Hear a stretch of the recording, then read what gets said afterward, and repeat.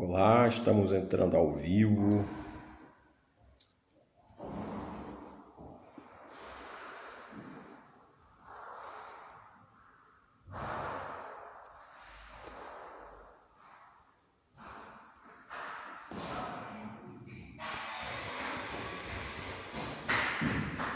Olá, boa noite a todos. Estamos entrando ao vivo. Obrigado, hein, cara. Vocês estão me ouvindo?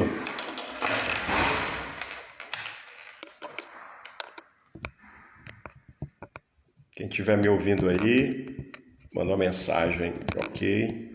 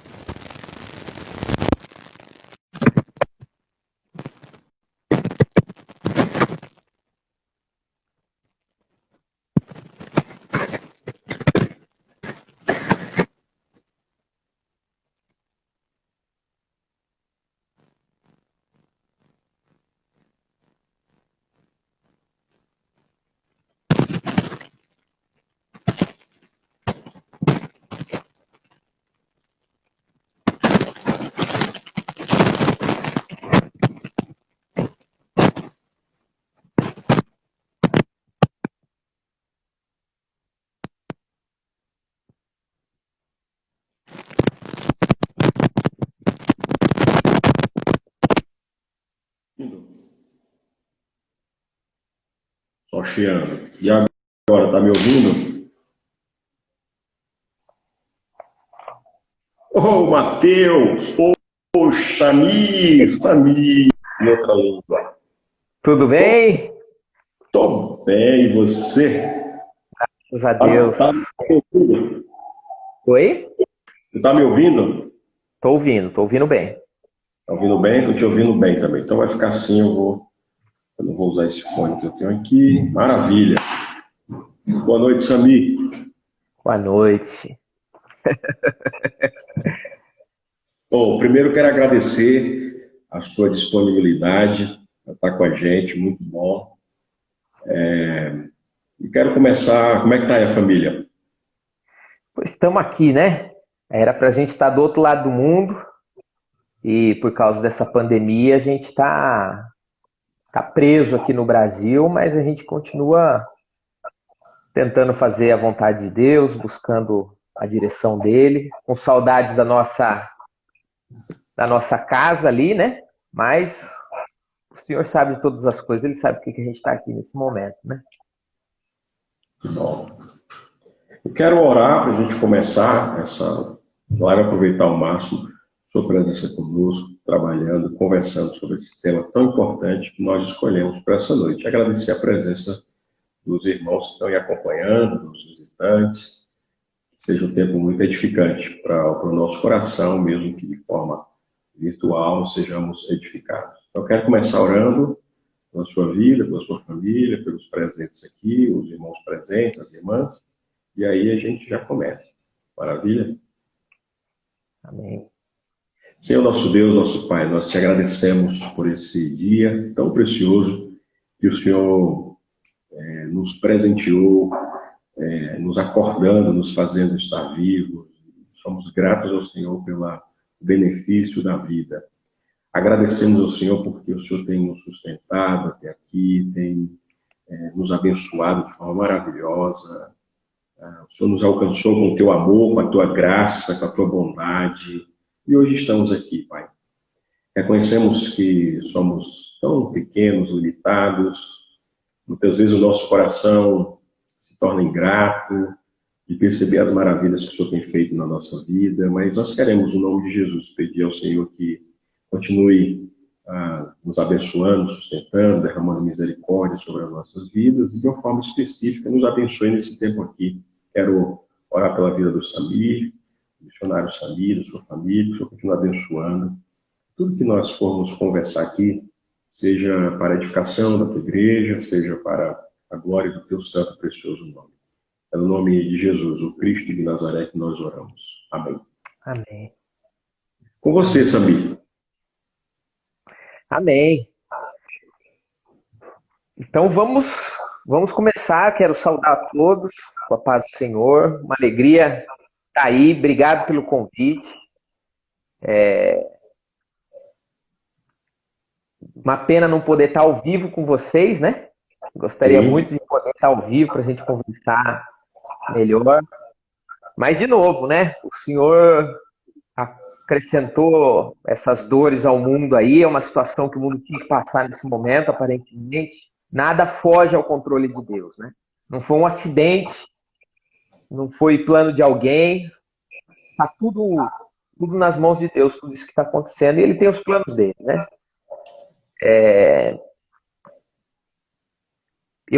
A gente vai conversar hoje sobre exatamente esse ponto, né? O sofrimento. Esse amigo indesejado, esse desconforto, essa coisa ruim que nos ajuda tanto, né? A gente sabe ao longo da história que o sofrimento gera crescimento e de alguma forma, na infinita sabedoria, nos planos dele, Deus escolheu o sofrimento como uma forma de redimir o mundo, o sofrimento do próprio filho dele. E nós, como discípulos, seguidores, imitadores de Jesus, a gente tem que saber olhar para o sofrimento com a perspectiva certa, olhar para o sofrimento com os olhos de Deus e tirar o máximo proveito possível disso aí, né? Então, eu quero convidar os irmãos a abrirem as suas Bíblias na primeira carta de Pedro. Nós vamos ler do capítulo 4, os versículos 12 a 17. 1 Pedro 4, 12 a 17. Ok? Eu vou ler aqui na versão NVI para a gente, tá? Amados, não se surpreendam com o fogo que surge entre vocês para prová-los, como se algo estranho estivesse acontecendo. Mas alegrem-se à medida que participam do sofrimento de Cristo, para que também, quando sua glória for revelada, vocês exultem com grande alegria. Se vocês são insultados por causa do nome de Cristo, felizes são vocês. Pois o Espírito da glória, o Espírito de Deus repousa sobre vocês. Se algum de vocês sofre, que não seja como assassino, ladrão, criminoso, ou como quem se intromete em negócios alheios. Contudo, se sofre como cristão, não se envergonhe, mas glorifique a Deus por esse nome. Até o versículo 16, ok? Vamos orar mais uma vez? Pai Celestial, te agradecemos mais uma vez pela oportunidade de estarmos juntos falando sobre a sua palavra, sobre os seus planos, sobre os seus caminhos. Glórias ao teu santo nome por tudo isso, Pai. Nós queremos te pedir que o Senhor direcione esse tempo agora, que o Senhor fale com cada um de nós, que o Senhor nos ajude a olhar para todas as situações que estão acontecendo ao nosso redor, a todo o sofrimento pelo qual a gente está passando e a gente refletir sobre tudo isso, mas mais do que isso, a gente buscar glorificar o teu santo nome em todas as coisas, ó Pai. Prepara o coração de cada um e eu quero te pedir humildemente que o Senhor me use como a sua boca aqui para o seu povo. Em nome de Jesus. Amém. Amém. Amém. Então Pedro fala para o povo ali. O povo estava passando por muitas dificuldades, o povo estava passando por perseguição, estava uma situação complicada. E Pedro escreve. É interessante, esse mesmo Pedro que quando Jesus veio falar com ele, eu vou ter que morrer na cruz, eu vou passar por isso, por isso, por isso. Ele chama Jesus no canto e fala, Jesus, não é assim. Jesus, não fica falando essas coisas. E Jesus vai lá e repreende ele de uma maneira muito firme, né? Fala, sai de mim, Satanás, sai de perto de mim. Você não está entendendo as coisas do reino, você não está entendendo para o que eu vim. E agora a gente vê esse mesmo Pedro, muito mais maduro, entendido, batizado pelo sofrimento. Agora ele explicando para a igreja o que é, qual é o papel do sofrimento. E ele começa dizendo no versículo 12, amados, não se surpreendam com o fogo que surge entre vocês para prová-los, como se algo estranho estivesse acontecendo. O primeiro ponto dessa nossa conversa de hoje é sofrimento não é estranho. Sofrimento é normal. Todo mundo sofre. É impossível a gente fugir de todo sofrimento. É impossível a gente viver uma vida sem sofrimento. A gente parece, às vezes, que a mídia quer fazer a gente acreditar que se a gente tomar as decisões corretas, se a gente se cuidar, se a gente fizer isso, se a gente fizer aquilo, ou se a gente tiver dinheiro suficiente, ou se a gente fugir de certas pessoas, o nosso sofrimento vai acabar. E é impossível. Não existe uma vida totalmente livre dos sofrimentos. Enquanto a gente estiver na Terra, a gente vai sofrer. E a gente está falando hoje de igreja perseguida, a gente está falando hoje de sofrimento por Jesus. Existe igreja perseguida nos dias de hoje ainda. E, na verdade, se a gente for ao pé da letra na palavra, a gente vai ver que não existe igreja que não seja perseguida. A igreja que não está sendo perseguida não é uma igreja sadia. Uma igreja que não está tendo problemas por Jesus, um discípulo que não está sofrendo por Jesus, que não está carregando a sua cruz a cada dia, ele está com algum problema. Sofrer por Jesus faz parte da nossa caminhada com ele. Ele explicou isso para a gente muito claramente desde o começo. Ele falou, ó, você quer me seguir? Toma a sua cruz. Vai ter sofrimento. Você vai ter que deixar pai, mãe, filho, filha, casa. Falaram mal do seu mestre, vão falar mal de vocês vão ser perseguidos, vai ter dificuldade. E a gente sabe disso. Sofrer por Jesus é normal.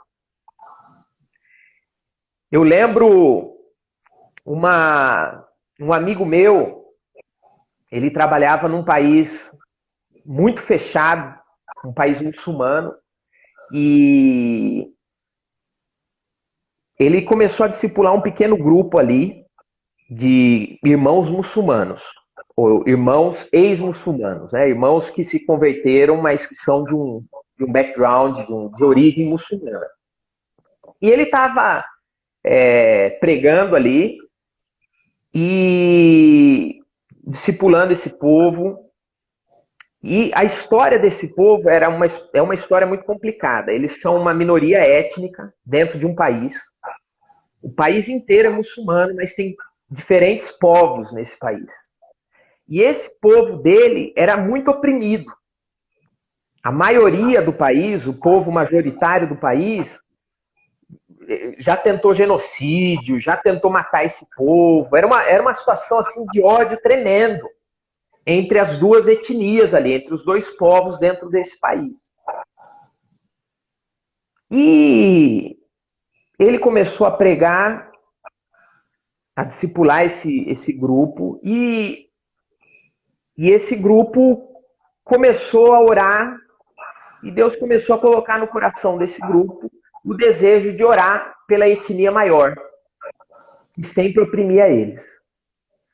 E o líder do grupo começou a ter esse incômodo no coração e começou a pedir, mas ele ficou com medo de falar com os outros irmãos, porque ele achou que os outros irmãos iam ficar chateados, porque era muito ódio entre as duas etnias.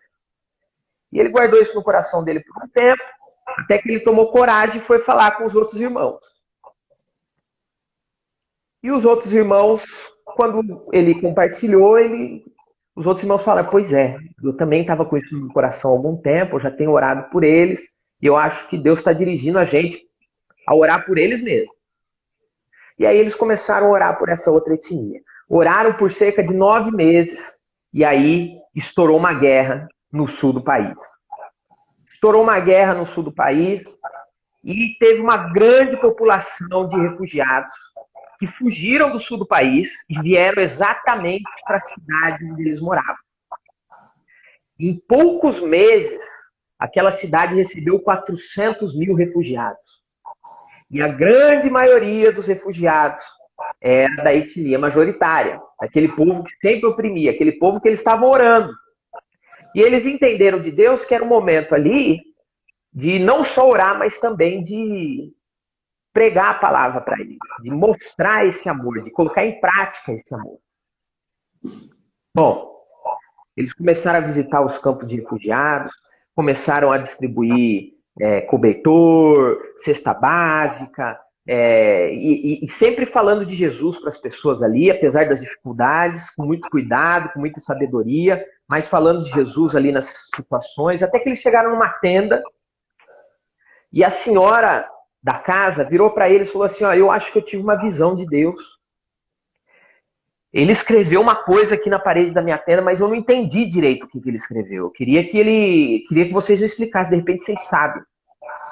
Estava escrito aqui na parede da minha tenda aqui, você deve seguir a Jesus. E Jesus não estava na língua dela. Então ela não entendeu o que era. Deve seguir a Jesus. E ela perguntou para o irmão, o que é esse Jesus? É algum partido político? É algum movimento para mudar essa guerra? É alguma coisa? Eu acho que Allah quer que eu entre nisso aí. E aí foi a porta que eles encontraram para falar de Jesus para essa senhora. E eles compartilharam de Jesus. E ela ouviu muito atentamente, mas quando ela entendeu do que se tratava, ela falou, isso aí não é para mim. Meu povo é muçulmano. Ser do meu povo significa ser muçulmano. Não tem... nosso povo é muçulmano. Como é que a gente vai deixar de ser muçulmano? Aí ele falou, fica tranquila. Deixou o evangelho de Jesus, o evangelho segundo Lucas, o filme com ela, para ela assistir. Ele falou, semana que vem eu vou voltar e a gente conversa sobre isso. E ela assistiu o filme. E quando ele voltou na semana que vem, ela falou, eu estava lutando, estava fechada, mas quando eu assisti o filme, no momento que Jesus estava sendo crucificado, a minha mente se abriu, meus olhos se abriram, eu entendi. Jesus é a solução para os problemas do meu povo. Jesus é a solução para os problemas do meu país. É o caminho de Jesus, porque na nossa história a gente sempre falou, você deve morrer para eu viver. E Jesus veio e disse, eu vou morrer para que vocês possam viver. Esse é o caminho que pode mudar a história do meu povo, a história da minha etnia, do meu país. E ela decidiu se entregar para Jesus e começou a falar de Jesus para todo mundo. Ela começou grupos de estudo bíblico ali dentro do acampamento de refugiados. Várias pessoas começaram a se converter, vários grupos de estudo bíblico começaram a acontecer, batismo. Um país extremamente machista, as mulheres começaram a batizar os homens, e o marido dela ficou muito preocupado um dia, falou, amor, se a gente continuar nesse ritmo, a gente vai terminar morto. E aí ela virou para ele e falou, você lembra quando a gente estava fugindo daqueles que estavam invadindo a nossa região, que queriam nos matar? A gente estava fugindo, a gente sabia que o exército deles estava a poucos quilômetros longe da gente, e a gente estava correndo a pé, e a gente sabia que não ia dar tempo, eles estavam de carro, mas de repente veio um caminhão branco e parou. O caminhão podia ter ido embora, mas ele parou. Se ele não tivesse parado, os nossos inimigos tinham pego a gente, matado vocês, eu seria esposa de outro homem, as nossas filhas, quem sabe onde estariam agora, mas ele parou.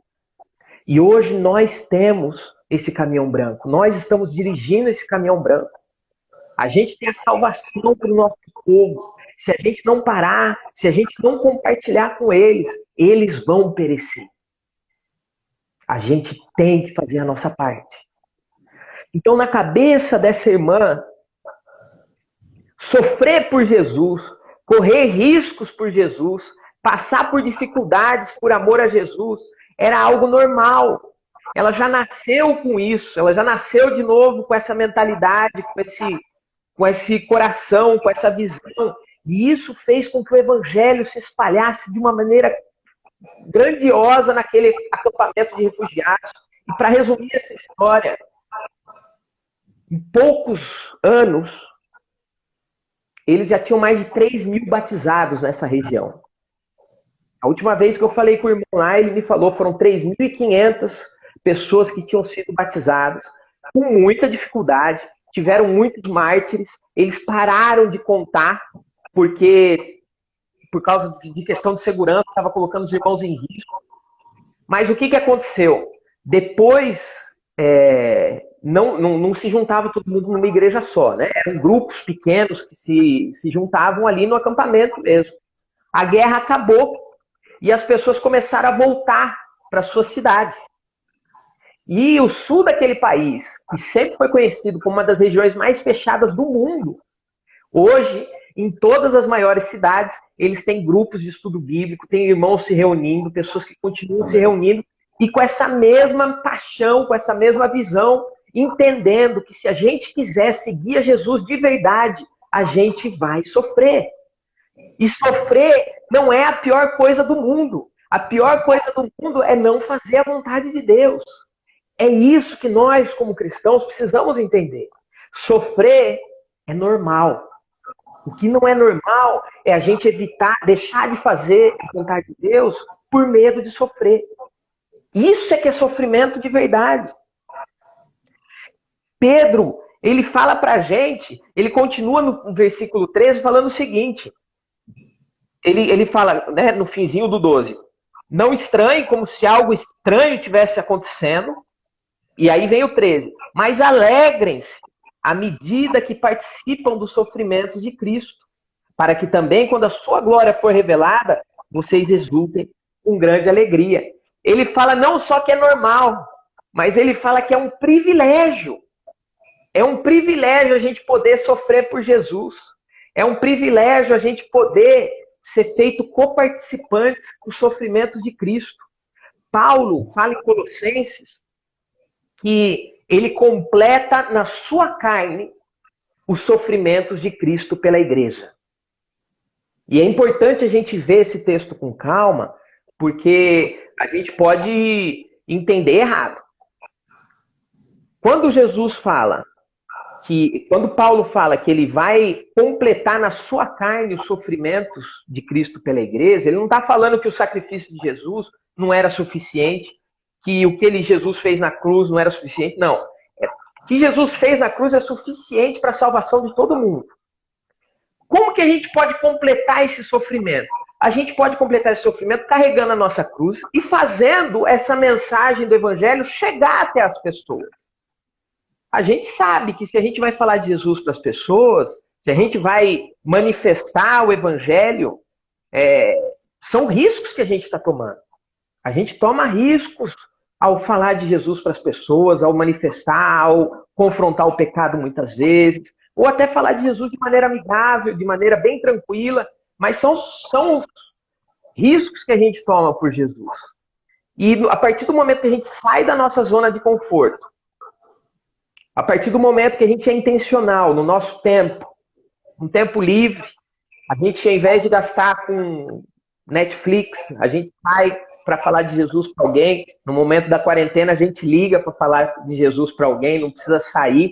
Hoje em dia, a gente pode fazer por WhatsApp, por Zoom, por Google Meet. Tem muitas ferramentas para a gente usar nessa quarentena. E a gente pode, a partir do momento que a gente sai da nossa zona de conforto e vai fazer a vontade de Deus, vai levar o evangelho para outras pessoas, a gente faz com que esse presente que Deus deu para a humanidade seja acessível para essas outras pessoas. Então, a gente, entre aspas, completa os sofrimentos de Cristo. A gente sabe ao longo da história que Deus escolheu esse caminho para que o evangelho chegasse até os confins da terra. O evangelho chegou no Brasil, não foi fácil. Nós tivemos muitos mártires que chegaram para trazer o evangelho aqui no Brasil e foram mortos por causa disso. O evangelho, para chegar na maior parte dos países do mundo, passou por situações de martírio, derramamento de sangue.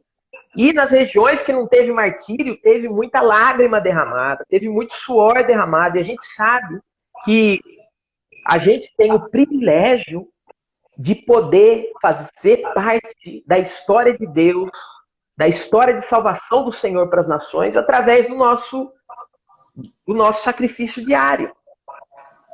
A gente se faz colaborador de Jesus. Imaginem isso, o privilégio da gente ser feito colaborador de Jesus nos sofrimentos dele e colaborador de Jesus na obra de salvação dele. Eu lembro de um outro irmão, estava também numa zona bem complicada. Esses irmãos todos trabalham em países muçulmanos.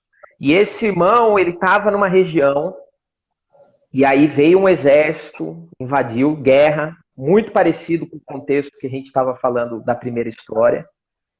E o presidente do país decretou uma ordem. Todos os diretores de ONG internacional iam ser presos e condenados à morte. E o meu amigo, naquele momento, era diretor de uma ONG internacional naquele país. Ele tinha todo um plano para se proteger ali, todos os protocolos de segurança que eles tinham que seguir. E no momento que deu toda essa situação, Deus foi gracioso com eles. Eles tinham acabado de comprar um carro, tipo uma SUV, branca para a ONG. E era a mesma SUV que a ONU usava. Era a mesma marca do carro. Por coincidência, eles compraram a mesma marca. E ele saiu e ele acredita até hoje que a polícia só não pegou ele ali, o exército só não pegou ele ali porque acharam que ele era da ONU, por causa do carro. Porque a aparência dele é bem diferente das pessoas que vivem ali naquela região. E ele fugiu e parou na fronteira, do lado de lá da fronteira do país vizinho, esperando a situação se acalmar. Quando ele chegou do outro lado, ele foi fazer o devocional dele. E enquanto ele estava estudando a palavra, caiu o texto de João 10. O bom pastor dá a sua vida pelas ovelhas. O bom pastor dá a sua vida pelas ovelhas. E ele se lembrou. Ele tinha acabado de começar, algum tempo atrás, um pequeno grupo com irmãos, com pessoas de origem muçulmana que estavam estudando a Bíblia. Era um grupo pequeno, muito frágil, neófitos, pessoas que estavam acabando de conhecer o Evangelho, bebês na fé. E quando ele leu aquele texto, Deus tocou no coração dele profundamente. Falou, poxa, que tipo de pastor eu estou sendo para essas ovelhinhas aí? O bom pastor dá a sua vida pelas ovelhas. No primeiro desafio, no primeiro perigo, eu deixei as minhas ovelhas. Aí ele foi falar com a esposa dele. Ó, amor, eu acho que Deus está pedindo para eu voltar. Só que eu não vou sem o seu consentimento. E a esposa virou para ele e falou, ó, você pede para eu morrer junto com você, tudo bem. Mas não pede para eu escolher ficar viúva. Nós temos 3 filhos, é uma coisa muito complicada. Aí o irmão falou, ó, vai lá orar, vai estudar a palavra, vai buscar de Deus e vamos ver o que Deus te fala e com tranquilidade. Passado algumas horas, ela voltou e falou, amor, eu acho que Deus está te chamando para você ir mesmo. E aí ele voltou. E ele conta que quando ele estava na estrada, os carros estavam em engarrafamento terrível. Quilômetros e quilômetros de carros tentando fugir da cidade. e ele indo na direção oposta. E as pessoas no caminho acenavam para ele, falavam, você está indo na direção errada, é para cá que é para ir, é para o outro lado. E ele continuando, caminhando em direção ao que ele acreditava que ia ser a morte dele. E ele chegou, passou alguns dias com os irmãos, explicou a situação, organizou onde eles iam começar a se reunir, organizou quem seriam os líderes, quem ia facilitar as reuniões, explicou para eles tudo, deixou a igreja bem organizadinha em alguns dias e saiu. Agora, bem mais organizado, com a igreja já mais estabilizada, e foi embora. E aquele grupinho que estava se reunindo para sobrevivência, de repente começou a se multiplicar, e os líderes daquele grupinho começaram a se engajar naquela obra, começaram a buscar a Deus de uma maneira mais firme. E aquela igreja começou a se multiplicar de uma maneira muito surpreendente. Alguns anos depois que a situação abaixou, que eles puderam voltar, a Bíblia foi traduzida, quando o Novo Testamento ficou pronto, os irmãos daquela cidade encheram uma caminhonete com Bíblia, foram no parlamento do país distribuir Bíblia para todos os parlamentares do país.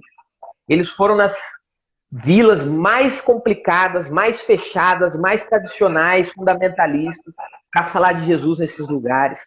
Milhares de pessoas foram batizadas. E aqueles cristãos, filhinhos na fé, ovelhinhas que estavam meio perdidas, agora eram líderes fortes. E um dia, quando esse irmão estava conversando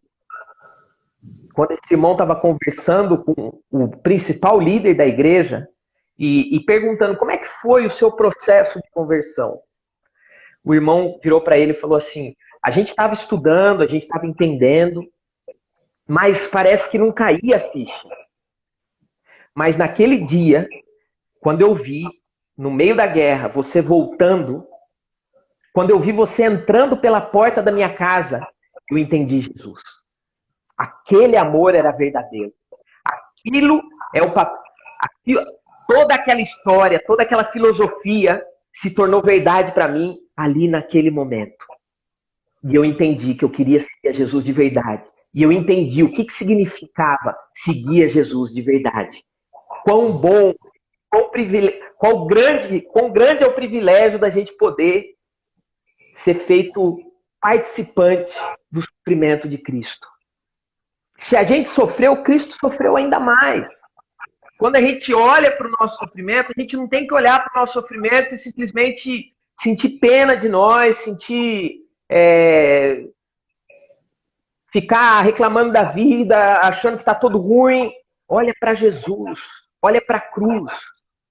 Quando você entende o seu sofrimento como uma participação na história de salvação de Deus para o mundo, a coisa muda. E é importante a gente seguir no texto, porque ele fala no versículo 14, se vocês são insultados por causa do nome de Cristo, felizes são vocês, pois o Espírito da glória, o Espírito de Deus repousa sobre vocês. Se algum de vocês sofre, não seja como assassino, ladrão, criminoso, ou como quem se intromete em negócios alheios.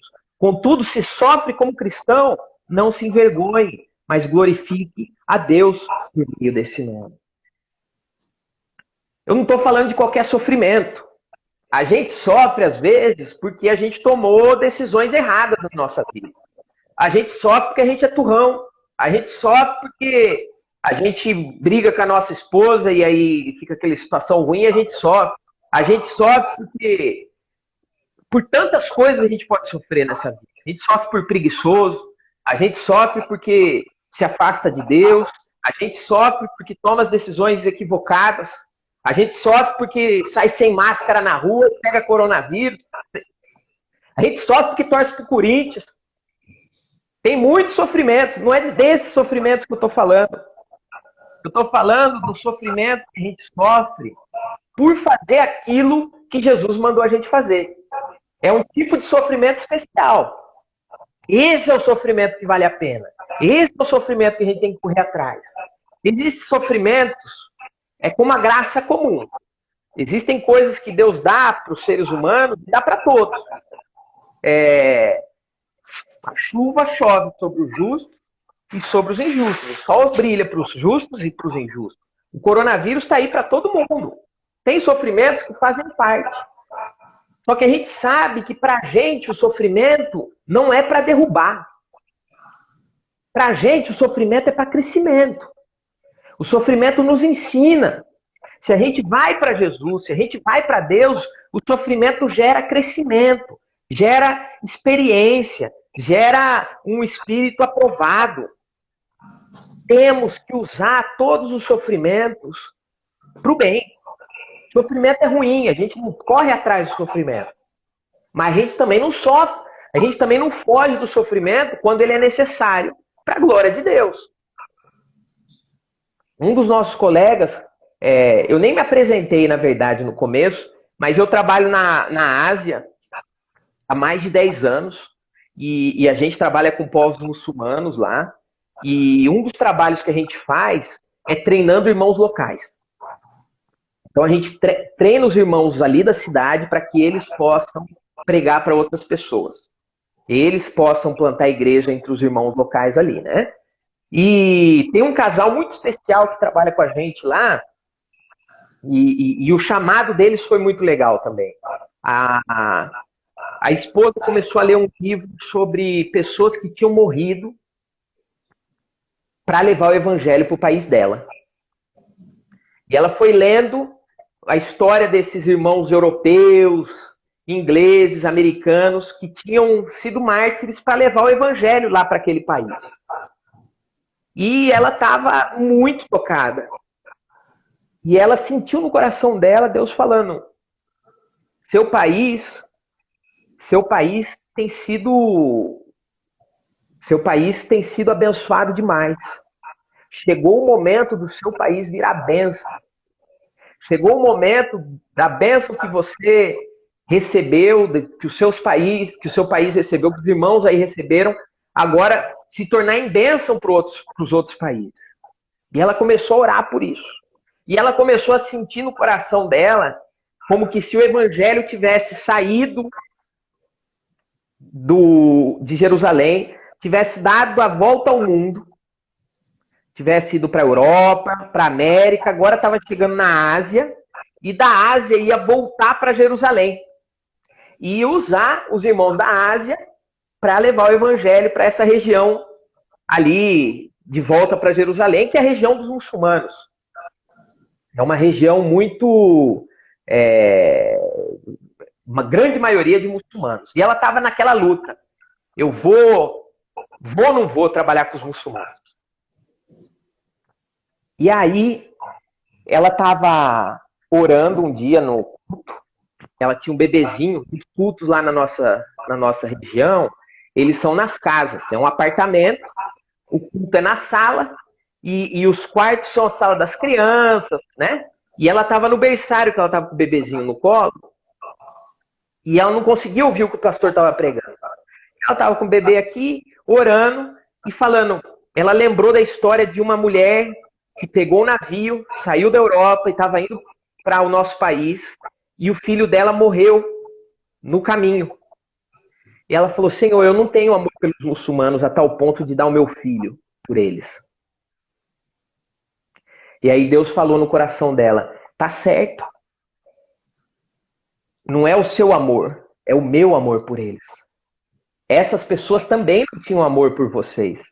Não eram eles que amavam o teu povo dessa maneira tão maravilhosa. Fui eu, sempre fui eu que amei vocês.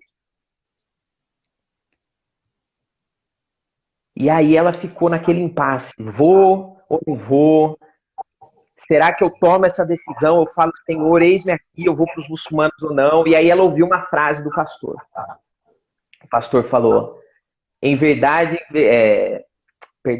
o pastor falou: bem-aventurados aqueles que ouvem a minha palavra e a põem em prática. Quando ela ouviu isso, Senhor, eu não posso ser só ouvinte, só telespectador, eu vou pôr em prática. Senhor, eis-me aqui, se for da tua vontade, envia-me a mim. E aí ela começou, aí encheu, o coração dela se encheu de alegria. Eu vou participar dessa obra, eu vou ver essas coisas acontecendo, e glória a Deus. E de repente veio um pensamento na mente dela que foi como um balde de água fria. O coração dos muçulmanos é muito duro. Eles são muito fechados. O coração dos muçulmanos é duro como pedra. E aí ela perdeu todo o ânimo. E aí ela ouviu uma segunda frase do pastor. Em verdade vos digo que dessas pedras Deus pode suscitar filhos de Abraão. E aí ela entendeu, verdade, Senhor. É um povo muito fechado, é um povo muito duro, mas não é pela minha força, não é pelo meu conhecimento, é o Senhor pode, não tem coração duro demais para ti. E ela falou, Senhor, só peço uma coisa, que o Senhor fale no coração do meu marido também. E ela passou um mês, o marido dela veio para ela e falou, amor, eu acho que Deus está chamando a nossa família para trabalhar com os muçulmanos. E aí ela começou a contar as histórias, o que Deus estava falando no coração dela. Aí o marido falou, liga pro pastor, que eu já vou ver passagem de trem aí, que nós já vamos hoje à noite.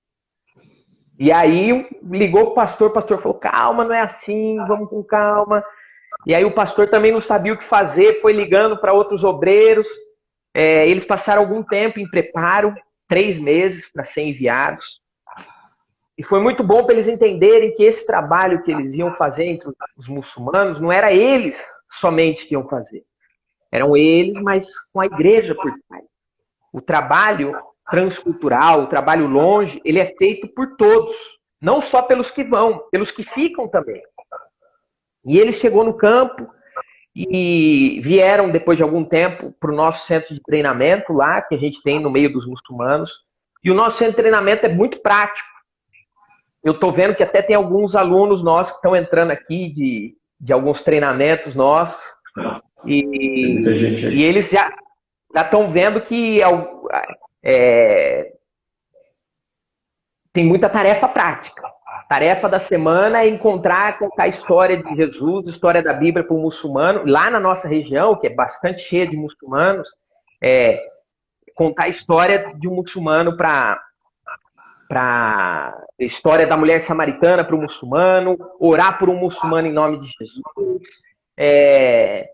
Então, e eles foram vendo uma dificuldade, que se eles saíssem para a rua para fazer amigos, era muito mais difícil do que se eles tivessem uma plataforma que as pessoas viessem fazer amizade com eles, que as pessoas viessem procurar.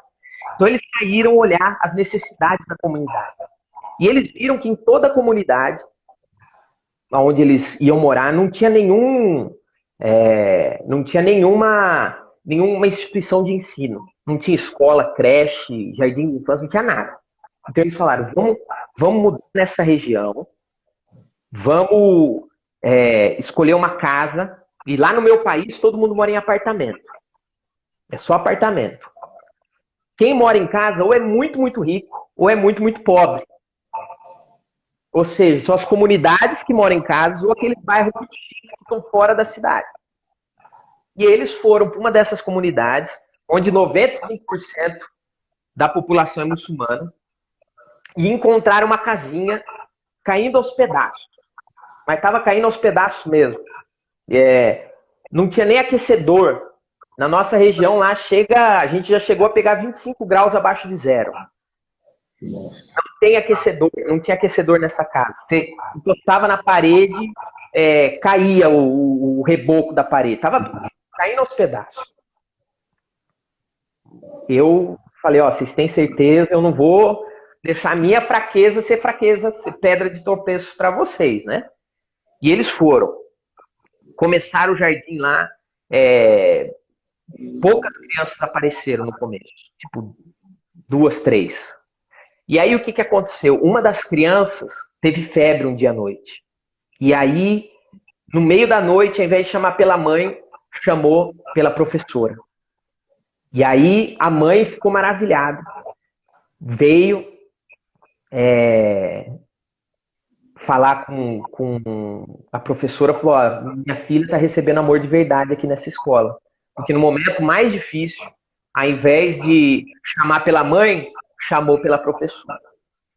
E aí virou a garota propaganda do jardim de infância ali no bairro. O povo na nossa região é muito conservador, muito desconfiado. Mas quando essa mulher começou a fazer propaganda, as portas se abriram. E em pouco tempo eles chegaram a ter quase 40 alunos ali naquela época. Só que o que aconteceu? Era na casa deles o jardim de infância. E os filhos dele começaram a ficar doentes, muito frequentemente. E doença disso, doença daquilo outro, até que o filho mais velho, na época tinha 7 anos de idade, ele teve cachumba. E aí a cachumba complicou, foi pro cérebro, virou encefalite.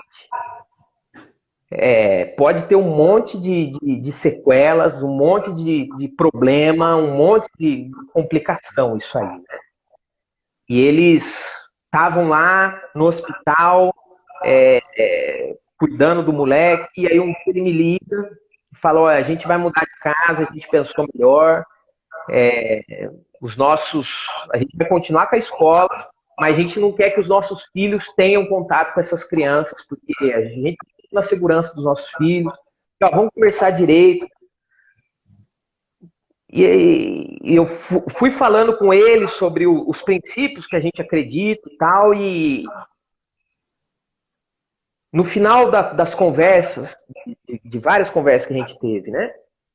Eu falei para ele, ó, se você está mudando para a glória de Deus, amém. Vai na fé, sem problema algum, eu apoio 100%. Só toma cuidado para sondar o seu coração. Porque se você estiver mudando de casa pela segurança dos seus filhos, você está mudando pelo motivo errado. Porque segurança não é a casa que dá, não é o bairro que dá, segurança é Deus que dá. Você está mudando por causa da saúde, saúde não é você que dá, não é o bairro, não é a saúde, é Deus que dá. Você faz a vontade de Deus, você faz o que Deus está mandando você fazer, e Ele vai fazer a parte dele. Tem coisas que a gente não tem como controlar, e a gente não pode deixar de fazer a vontade de Deus por coisas que a gente acha que vão ser melhor, que vai ser mais seguro. Segurança é Deus que dá. Você pode estar no meio da guerra.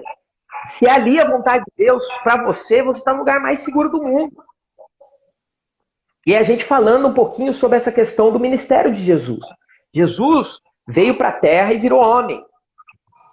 Ele não fez tudo o que ele fez sendo só Deus. Ele foi 100% Deus, mas 100% homem. Ele sofreu como a gente sofreu, tudo que a gente sofreu. Bom, ele tirou um tempo de oração, alguns dias, e um dia ele estava orando e Deus falou profundamente com ele. Falou, ó, o que você quer deixar para os seus filhos? Tem gente que deixa casa, tem gente que deixa herança, tem gente que deixa estudo ou posição social para os filhos. Qual que é a herança que você quer deixar para os seus filhos? E aí ele respondeu, Senhor, eu quero deixar a sua glória para eles. Eu quero que eles te conheçam e eu quero que eles glorifiquem o teu nome. E aí Deus respondeu para ele, mas você acha que você pode escolher a forma pela qual eu vou ser glorificado? Eu sou o Senhor da glória. Só eu tenho o direito de escolher a forma com a qual eu vou ser glorificado. E se eu quiser ser glorificado com o seu filho tendo sequelas? Ou se eu quiser ser glorificado levando o seu filho agora? Você está disposto a deixar isso para o seu filho? E aí caiu a ficha para ele. Por mais que a gente lute, por mais que a gente trabalhe, a gente não consegue acrescentar 1 minuto de vida na vida dos nossos filhos. A gente não vai poder mudar nada. A gente pode lutar para deixar a glória de Deus para os nossos filhos, deixar esse amor pelo Senhor, para que eles sirvam a Deus de verdade, para que eles amem e busquem coisas mais importantes. E ele falou, Senhor, tá aí meu filho, usa ele para a tua glória e faz do jeito que o Senhor quiser. E aí Deus continuou. Eu estou vendo você preocupado com seu filho. Qualquer oportunidade que você tem para ajudar ele, você não espera até amanhã. Se tem algum médico que você ouve que pode ajudá-lo, você já liga na hora. Você não espera 10 minutos, você não espera um minuto, você já vai atrás. Algum tratamento, alguma oportunidade. Eu não vejo essa mesma urgência pelas pessoas ao seu redor. Eles também estão doentes, mas estão doentes de uma doença espiritual eterna. Que se eles morrerem, vai ter consequências eternas. E eu amo a essas pessoas como você ama o seu filho. E ele achava que amava o povo local. Ele achava que tinha saído do trabalho dele, de tudo. E ele entendeu ali que o nosso amor realmente é muito limitado comparado com o amor de Deus. Para resumir essa história que já ficou comprida, o menino saiu do hospital, graças a Deus, algumas semanas depois, e até agora não teve nenhuma sequela. A sequela, entre aspas, ficou no casal e na equipe. Eles saíram de uma situação como essa, com um desejo profundo de servir a Deus, com uma urgência, pregando para todo mundo, usando todas as oportunidades, falando para os pais. Passados alguns meses, a polícia veio para fechar a escola deles. Ah, vocês não atingem o padrão de segurança, de higiene, disso, daquilo. E aí eles reuniram os pais e falaram, a gente vai ter que fechar. Os pais falaram, não vai fechar não. Deixa que a gente vai resolver com o governo lá. Chamaram os líderes da mesquita, falaram com os líderes da mesquita, os líderes da mesquita falaram, a gente sabe quem vocês são, a gente sabe o que vocês estão fazendo aqui, a gente sabe que vocês são pessoas boas e estão fazendo boas coisas pelos nossos filhos e pelas nossas crianças, pela nossa comunidade, deixa com a gente. Os líderes da mesquita foram falar com as autoridades do governo. Meu país não é um país muçulmano, tem uma grande população de muçulmanos, mas o país em si não é muçulmano. Então os muçulmanos foram lá peitar as autoridades do país. Falaram, vocês não vão fechar o nosso jardim de infância. Enquanto vocês não abrirem outro jardim de infância, vocês não vão fechar o nosso. E estão lá as crianças estudando.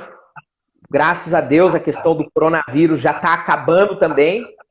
E as crianças já vão voltar às aulas na escola. E eles continuam naquela região, continuam sendo bênção.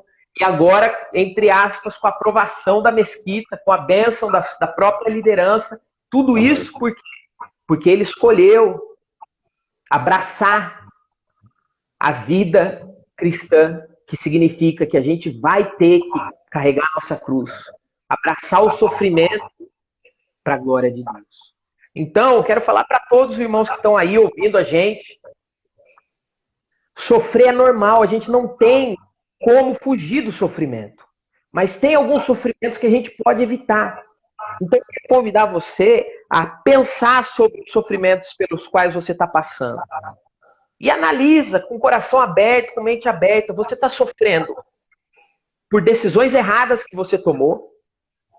E se for por decisões erradas, ore, clame, peça perdão a Deus, peça perdão às pessoas ao seu redor que você tiver que pedir perdão. Tenta voltar, tenta reverter essa situação. Mas se você estiver sofrendo para a glória de Deus, alegre-se nisso. Olhe para Jesus, olhe para a cruz, lembre-se do sofrimento dele. Então analise tudo que você está passando na sua vida. E vamos tentar classificar qual o sofrimento que você está passando. É um sofrimento porque você está fazendo a vontade de Deus ou é um sofrimento porque você não está fazendo a vontade de Deus? Os que são porque você não está fazendo a vontade de Deus, deixa de lado, tenta remendar, deixa esses problemas e vamos buscar o sofrimento mais alto, sofrimento que pode trazer crescimento, sofrimento que vale a pena, o sofrimento que é aquela glória, que os irmãos quando saíram, depois de serem chicoteados, de serem açoitados, saíram com um sorriso no rosto, alegres, gozosos, porque sabiam que tinham sido encontrados dignos de fazer parte do sofrimento de Jesus. Amém. É isso aí, irmãos. Agora eu não sei se a gente termina com oração, igual faz na igreja do domingo, como é que é? Assim, a live passou rapidinho, a gente já está quase indo para o final, mas eu quero agradecer demais essa palavra de encorajamento, de mostrar justamente a importância de a gente compreender a dimensão do sofrimento, dar uma revitalizada o nosso trabalho na igreja local e com essa visão da igreja global. Eu estou lendo o livro da Elizabeth Elliot, que fala justamente que o sofrimento não é em vão, ou seja, nós somos convidados a participar primeiro do sofrimento com Cristo, para que a gente participe da alegria, não o inverso, né? Então, a caminhada cristã nos remete a isso, e fico muito feliz de poder ouvir esses relatos, saber o que Deus está fazendo e da possibilidade que nós temos de crescer passando pelo vale da sombra da morte, né? Sabendo que nós não estamos sozinhos. E nesses poucos minutinhos aí, fala um pouquinho aí, acho que tem um minuto e meio, dá para falar um pouco aí do trabalho que a Frontiers faz, né? Rapidinho, a gente vai ter que marcar outra live, né? Para falar só sobre isso. Agradecer a presença de todos aí. Vai falar rapidinho aí do trabalho da Frontiers. Então, a Frontiers trabalha no mundo muçulmano. Nós temos pessoas de vários países do mundo, mais de 50 países, trabalhando em mais de 40 países. Essas pessoas são de mais de 40 países, estão trabalhando em mais de 50 países diferentes. Só onde não tem igreja, onde o evangelho não está disponível para as pessoas. E a gente tem treinamentos, alguns alunos nossos aí, eu fiquei muito contente de ver alunos do curso que a gente está, o ECT, né? Até os confins da Terra. Está sendo uma bênção esse curso também. Eu estou logado, eles estão entrando, provavelmente que eu estou logado no Instagram da Frontiers, né? Na conta da Frontiers. Alegria ver todos vocês. Um beijão para vocês aí, que Deus abençoe. E siga a gente nas redes sociais, a gente vai abrir outras turmas do ECT dentro em breve.